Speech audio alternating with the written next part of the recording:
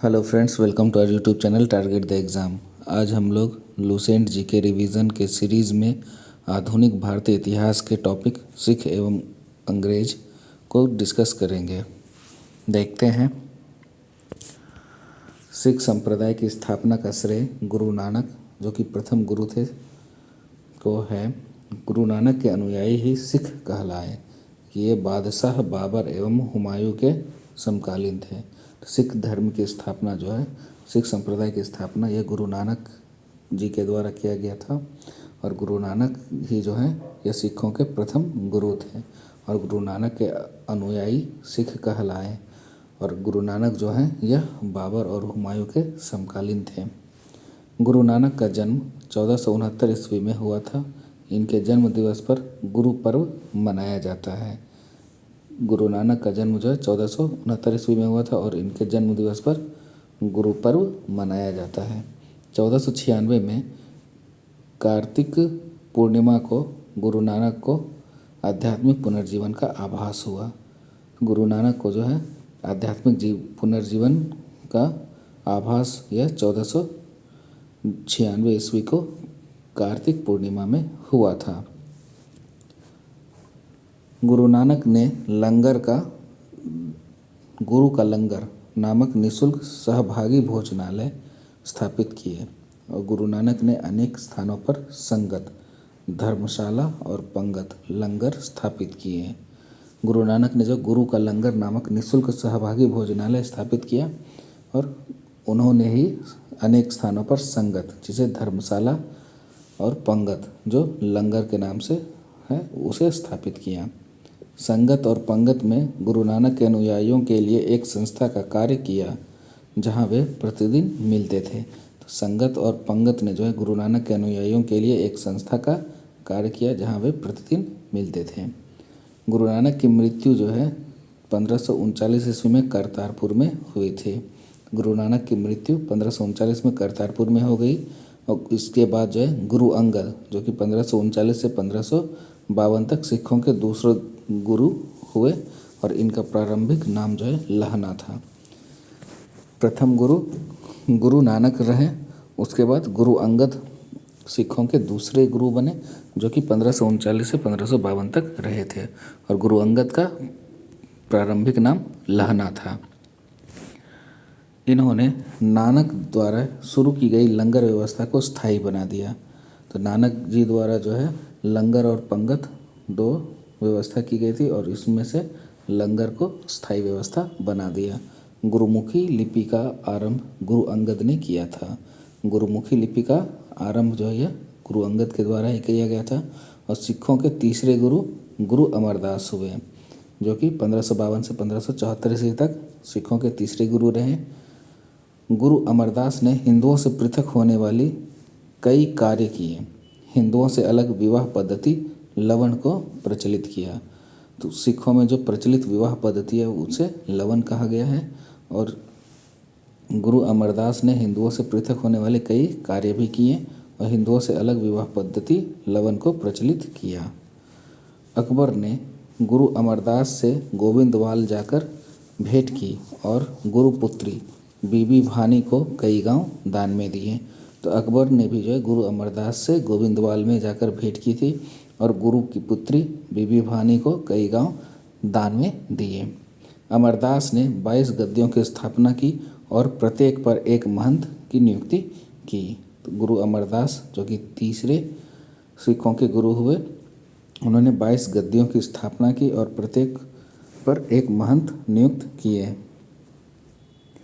बीबी के पति रामदास, जो कि सिखों के चौथे गुरु हुए 1574 से 1581 ईस्वी तक, अकबर ने बीबी भानी को 500 बीघा भूमि दी। गुरु रामदास ने इसी भूमि पर अमृतसर नामक जलाशय खुदवाया और अमृतसर नगर की स्थापना की। गुरु रामदास ने अपने तीसरे पुत्र अर्जुन को गुरु का पद सौंपा। इस प्रकार उन्होंने गुरु पद को पैतृक बनाया। तो सिखों के प्रथम गुरु गुरु नानक जी हुए, इनके बाद गुरु अंगद जी बने, फिर तीसरे गुरु अमरदास हुए और चौथे रामदास हुए। और गुरु अंगद जी जो है गुरु अंगद जी बने, फिर तीसरे गुरु अमरदास हुए और चौथे रामदास हुए। गुरु अंगद जी 1539 से 1552 तक रहे और गुरु अंगद जी 1552 से 1554 तक रहे। गुरु अंगद जी 1554 से 1556 तक सिखों के 11वें गुरु हुए। इनके बाद गुरु अंगद जी बने, फिर तीसरे गुरु अमरदास हुए और चौथे रामदास हुए। और इन्होंने गुरु रामदास ने ही जो बीबी भानी को अकबर के द्वारा भूमि दान में दी गई थी उस पर अमृतसर नामक जलाशय खुदवाया और अमृतसर नगर की स्थापना की। गुरु रामदास ने अपने तीसरे पुत्र अर्जुन को गुरु का पद सौंपा। इस प्रकार उन्होंने गुरु पद को पैतृक बनाया। तो सिखों के इस प्रकार पांचवें गुरु जो है यह अर्जुन देव हो गए। गुरु अर्जुन जो कि 1581 से 1606 ईस्वी तक सिखों के पांचवें गुरु हुए। इन्होंने सिखों के धार्मिक ग्रंथ आदि ग्रंथ की रचना की। इसने गुरु नानक की प्रेरणाप्रद प्रार्थनाएं और गीत का संकलित है। गुरु अर्जुन देव जो कि सिखों के पांचवें गुरु हुए, इन्होंने सिखों के धार्मिक ग्रंथ आदि ग्रंथ की रचना की और आदि ग्रंथ में जो है गुरु नानक के प्रेरणाप्रद प्रार्थनाएं और गीत संकलित हैं। गुरु ग्रंथ साहिब यानी आदि ग्रंथ में सिख गुरुओं के साथ साथ कबीर, नामदेव एवं रैदास की रचनाओं को भी सम्मिलित किया गया है। गुरु ग्रंथ साहिब जिसे आदि ग्रंथ के नाम से भी जाना जाता है, उसमें सिख गुरुओं के साथ साथ कबीर, नामदेव एवं रैदास की रचनाओं को भी सम्मिलित किया गया है। गुरु अर्जुन ने अमृतसर जलाशय के मध्य हरमंदर साहिब का निर्माण कराया था। तो अमृतसर जलाशय और अमृतसर नगर की स्थापना जो कि रामदास के द्वारा किया गया था, जो कि सिख के चौथे गुरु थे। तो गुरु अर्जुन ने जो है अमृतसर जलाशय के मध्य हरमंदर साहिब का निर्माण कराया था। राजकुमार खुसरो की सहायता करने के कारण जहांगीर ने 1606 ईस्वी में गुरु अर्जुन को मरवा दिया। राजकुमार खुसरो की सहायता करने के कारण जो है जहांगीर ने 1606 ईस्वी में गुरु अर्जुन को मरवा दिया। सिखों के छठे गुरु हरगोविंद जो कि 1606 से 1645 तक थे, इन्होंने सिखों को सैन्य संगठन का रूप दिया तथा अकाल तख्त या ईश्वर के सिंहासन का निर्माण करवाया। सिखों के छठे गुरु हरगोविंद जो कि 1606 से 1645 तक सिखों के गुरु रहे थे, इन्होंने सिखों को सैन्य संगठन का रूप दिया तथा अकाल तख्त या ईश्वर के सिंहासन का निर्माण करवाया। ये दो तलवार बांधकर गद्दी पर बैठते थे एवं दरबार में नगाड़ा बजाने की व्यवस्था की। इन्होंने अमृतसर की किलेबंदी करवाई। तो अमृतसर जलाशय और नगर की स्थापना रामदास जो कि सिखों के चौथे गुरु थे, उसी में अमृतसर जलाशय में हरमंदर साहिब की स्थापना गुरु अर्जुन देव ने करवाई जो कि सिखों के पांचवें गुरु थे। और अमृतसर को किलेबंदी करवाने वाले सिखों के छठे गुरु या हरगोविंद जी थे। सिखों के सातवें गुरु हरराय जो कि 1645 से 1661 तक रहे, इन्होंने दारा सिकोह को मिलने आने पर आशीर्वाद दिया था। सिखों के सातवें गुरु हरराय थे और इन्होंने दारा सिकोह को मिलने आने पर आशीर्वाद दिया था। सिखों के आठवें गुरु हरकिशन हुए और इनकी मृत्यु चेचक से हो गई। तो ऐसा क्वेश्चन आता है कि वैसे कौन से सिख गुरु थे जिनकी मृत्यु चेचक से हुई थी? तो यह हरकिशन थे जो कि 1661 से 1664 ईस्वी तक रहे थे। इन्हें दिल्ली जाकर गुरुपद के बारे में औरंगजेब को समझाना पड़ा था। तो सिखों के आठवें गुरु हरकिशन थे जिनकी मृत्यु चेचक के कारण हुई थी और इन्होंने ही दिल्ली जाकर गुरुपद के बारे में औरंगजेब को समझाया था। सिखों के नौवें गुरु तेग बहादुर जो कि 1664 से 75 तक रहे थे। इस्लाम स्वीकार नहीं करने के कारण औरंगजेब ने इन्हें 11 नवंबर 1675 में वर्तमान शीशगंज में गुरुद्वारा के निकट मरवा दिया। तो सिखों के नौवें गुरु तेग बहादुर थे और सिखों के पांचवें गुरु जो कि अर्जुन थे, और अर्जुन को जो है जहांगीर ने मरवा दिया था और नौवें गुरु तेग बहादुर को औरंगजेब ने मरवाया था। 16 नवंबर 1675 को वर्तमान में शीशगंज में गुरुद्वारा के निकट इनकी हत्या करवा दी थी। सिखों के 10वें एवं अंतिम गुरु गुरु गोविंद सिंह जो कि 1675 से 1708 ईस्वी तक थे। इनका जन्म 5 जनवरी 1666 ईस्वी में पटना में हुआ था। बैसाखी के दिन 29 मार्च 1676 को गुरु गोविंद सिंह जी सिखों के 10वें गुरु घोषित हुए थे। सिखों के 10वें एवं अंतिम गुरु गुरु गोविंद सिंह थे और इनका जन्म 5 जनवरी 1666 में पटना में हुआ था। बैसाखी के दिन 29 मार्च 1676 को गुरु गोविंद सिंह जी सिखों के 10वें गुरु घोषित हुए थे। गुरु गोविंद सिंह ने अपने को सच्चा पातशाह कहा। गुरु गोविंद सिंह ने जो अपने को सच्चा पातशाह कहा। इन्होंने सिखों के लिए 5 ककार अनिवार्य किया, अर्थात प्रत्येक सिख को केस, कंघा, कृपान, कच्छा और कढ़ा रखने की अनुमति दी और सभी लोगों को अपने नाम के अंत में सिंह शब्द जोड़ने के लिए कहा। तो गुरु गोविंद सिंह ने अपने को सच्चा पातशाह कहा और इन्होंने ही सिखों के लिए 5 ककार अनिवार्य किया। और वो 5 ककार कौन कौन से हैं? तो केस, कंघा, कृपान, कच्छा, कड़ा। सभी लोगों को अपने नाम के अंत में सिंह शब्द जोड़ने के लिए भी कहा। गुरु गोविंद सिंह का निवास स्थान आनंदपुर साहिब था एवं कार्यस्थली पावता थी। तो गुरु गोविंद सिंह के निवास स्थान आनंदपुर साहिब और कार्यस्थली पावता थी। गुरु गोविंद सिंह ने फारसी में जफरनामा लिखे थे। गुरु गोविंद सिंह ने फारसी में जफरनामा लिखा था। इनके 2 पुत्र फतेह सिंह और जोरावर सिंह को सरहिंद के मुगल फौजदार वजीर खान ने दीवार में चिनवा दिया था। गुरु गोविंद सिंह के 2 पुत्र जिनका नाम फतेह सिंह और जोरावर सिंह था, सरहिंद के मुगल फौजदार वजीर खान ने इन्हें दीवार में चुनवा दिया था। 1699 में बैसाखी के दिन गुरु गोविंद सिंह ने खालसा पंथ की स्थापना की। 1699 में बैसाखी के दिन गुरु गोविंद सिंह ने खालसा पंथ की स्थापना की। क्वेश्चन भी आता है कि खालसा पंथ की स्थापना किसने की? तो ये गुरु गोविंद सिंह ने 1699 ईस्वी में। पाहुल प्रणाली की शुरुआत भी गुरु गोविंद सिंह के द्वारा किया गया। गुरु गोविंद सिंह ने सिखों के धार्मिक ग्रंथ आदि ग्रंथ को वर्तमान रूप दिया और कहा कि अब गुरुवाणी सिख संप्रदाय के गुरु का कार्य करेगी। गुरु गोविंद सिंह ने सिखों के धार्मिक ग्रंथ आदि ग्रंथ को वर्तमान रूप दिया और कहा कि अब गुरुवाणी सिख संप्रदाय के गुरु का कार्य करेगी। और इसके बाद गुरु गोविंद सिंह ही अंतिम गुरु हुए।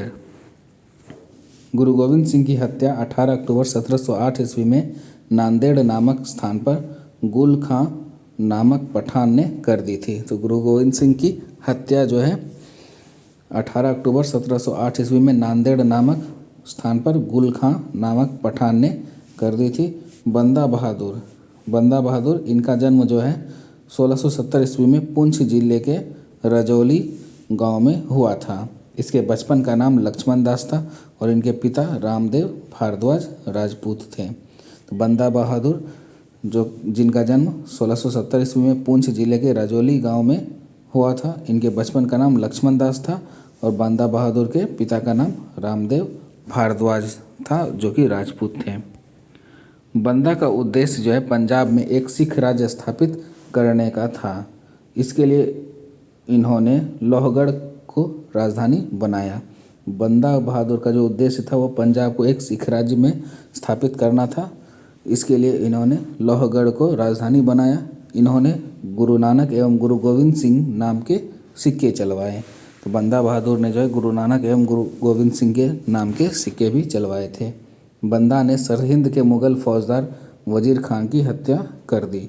वजीर खान जिन्होंने कि गुरु गोविंद सिंह के 2 पुत्र फतेह सिंह और जोरावर सिंह की हत्या की थी, उनकी हत्या बंदा बहादुर ने कर दी थी। मुगल बादशाह फारुखसियर के आदेश पर 1716 में बंदा सिंह को गुरुदासपुर नांगल नामक स्थान पर पकड़कर मौत के घाट उतार दिया गया।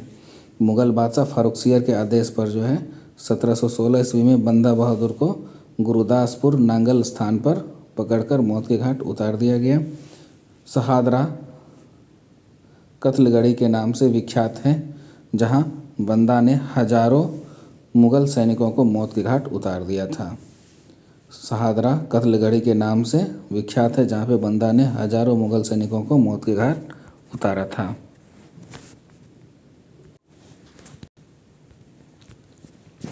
बंदा की मृत्यु के बाद सिख कई छोटे छोटे टुकड़ों में बट गए थे। 1748 में नवाब कर्पूर सिंह की पहल पर सभी सिख टुकड़ियां का दल खालसा में विलय हुआ।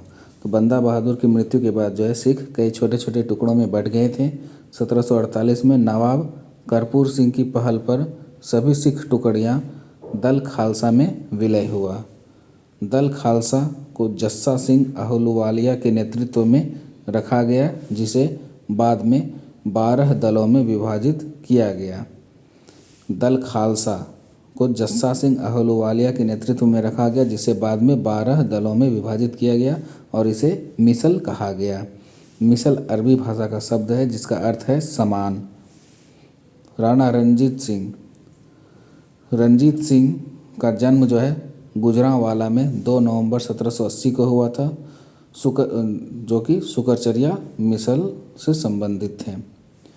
रंजीत सिंह का जन्म जो है गुजरांवाला में 2 नवंबर 1780 को सुकरचकिया मिसल के मुखिया महासिंह के यहाँ हुआ था। इनके दादा चरत सिंह ने 12 मिसलों में सुकरचकिया मिसल को प्रमुख स्थान दिला दिया था। रंजीत सिंह का जन्म जो है गुजरांवाला में 2 नवंबर 1780 को सुकरचकिया मिसल के मुखिया महासिंह के यहाँ हुआ था और रंजीत सिंह के दादा जो है चरत सिंह, इन्होंने 12 मिसलों में सुकरचकिया मिसल को प्रमुख स्थान दिलाया था। 1798-99 में रंजीत सिंह लाहौर का शासक बना और 25 अप्रैल 1809 को चार्ल्स मेटकॉफ और महाराजा रंजीत सिंह के बीच अमृतसर की संधि हुई। तो 1798-99 में रंजीत सिंह लाहौर का शासक बना और 25 अप्रैल 1809 को चार्ल्स मेटकॉफ और महाराजा रंजीत सिंह के बीच अमृतसर की संधि हुई। रंजीत सिंह का राज्य 4 सूबों में बटा था। रंजीत सिंह का राज्य जो है 4 सूबों में बटा था, जो था पेशावर, कश्मीर, मुल्तान और लाहौर। महाराजा रंजीत सिंह का विदेश मंत्री फ़कीर अजीजुद्दीन एवं वित्त मंत्री दीनानाथ था। महाराजा रंजीत सिंह का विदेश मंत्री फ़कीर अजीजुद्दीन और वित्त मंत्री दीनानाथ था। 7 जून 1839 को रंजीत सिंह की मृत्यु हो गई। 7 जून 1839 को महाराणा रंजीत सिंह की मृत्यु हो गई। प्रथम आंग्ल सिख युद्ध जो है यह 1845 से 1846 में एवं द्वितीय आंग्ल सिख युद्ध 1849 में हुआ। तो अंग्रेज़ों के साथ जो है सिख युद्ध प्रथम 1845 से 1846 में हुई और द्वितीय आंग्ल सिख युद्ध यह 1849 में हुआ था। अंग्रेज़ों एवं सिखों के मध्य हुई संधि, तो देखते हैं कौन कौन सी संधि हुई थी। तो लाहौर की संधि जो कि 9 मार्च 1846 को हुआ था और भैरोवाल की संधि जो कि 22 दिसंबर 1846 को हुआ था। इस संधि के तहत जो है राजा दलीप सिंह के संरक्षण हेतु अंग्रेजी सेना का प्रवास पंजाब में मान लिया गया। 20 अगस्त 1847 को महारानी जिंदा को राजा दलीप सिंह से अलग कर 48,000 वार्षिक पेंशन देकर शेखपुरा भेज दिया गया। तो भैरोवाल की संधि जो कि 22 दिसंबर 1846 को हुई थी, इस संधि के तहत राजा दलीप सिंह के संरक्षण हेतु अंग्रेजी सेना का प्रवास पंजाब में मान लिया गया और 20 अगस्त 1847 को महारानी जिंदा को राजा दलीप सिंह से अलग कर 48,000 वार्षिक पेंशन देकर शेखपुरा भेज दिया गया। द्वितीय आंग्ल सिख युद्ध के दौरान पहली लड़ाई चिलियानवाला की लड़ाई सिख नेता शेर सिंह एवं अंग्रेज कमांडर गफ के मध्य लड़ी गई और दूसरी लड़ाई गुजरात के चिनाब नदी के किनारे चार्ल्स नेपियर के नेतृत्व में अंग्रेज़ों ने 21 फरवरी 1849 को लड़ी थी और इस युद्ध में सिख बुरी तरह पराजित हो गए थे। डलहौजी की 29 मार्च 1849 की घोषणा द्वारा संपूर्ण पंजाब का विलय अंग्रेजी राज्य में कर लिया गया। तो क्वेश्चन आता है कि पंजाब का विलय कब किया गया, तो 1849 को। तो डलहौजी की 29 मार्च 1849 की घोषणा द्वारा संपूर्ण पंजाब का विलय अंग्रेजी राज्य में कर लिया गया। महाराजा दलीप सिंह को 50,000 पाउंड की वार्षिक पेंशन दे दी गई और उसे शिक्षा प्राप्त करने के लिए इंग्लैंड भेज दिया गया। सिख राज्य का प्रसिद्ध हीरा कोहिनूर को महारानी विक्टोरिया को भेज दिया गया। तो इसमें क्या हुआ कि डलहौजी की 29 मार्च 1849 की घोषणा द्वारा संपूर्ण पंजाब का विलय अंग्रेजी राज्य में कर लिया गया। महाराजा दलीप सिंह को 50,000 पाउंड की वार्षिक पेंशन दे दी गई और उसे शिक्षा प्राप्त करने के लिए इंग्लैंड भेज दिया गया। सिख राज्य का प्रसिद्ध हीरा कोहिनूर का महारानी विक्टोरिया को भेज दिया गया।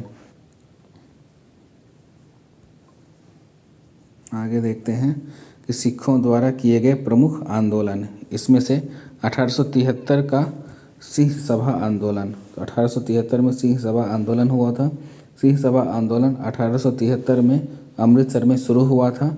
इसका उद्देश्य सिख धर्म में व्याप्त अंधविश्वास, जातीय भेदभाव और गैर सिख आचरणों को दूर करना तथा सिख धर्म की खोई हुई प्रतिष्ठा को पुनः प्राप्त करना था। और 1879 में लाहौर में भी सिंह सभा की स्थापना हुई थी। तो अमृतसर में 1873 में सिंह सभा आंदोलन शुरू हुआ था। इसका मुख्य उद्देश्य था सिख धर्म में व्याप्त अंधविश्वास, जातीय भेदभाव, गैर सिख आचरणों को दूर करना तथा सिख धर्म की खोई हुई प्रतिष्ठा को पुनः प्राप्त करना था। और 1879 में लाहौर में भी सिंह सभा की स्थापना की गई थी। अब एक कूका आंदोलन।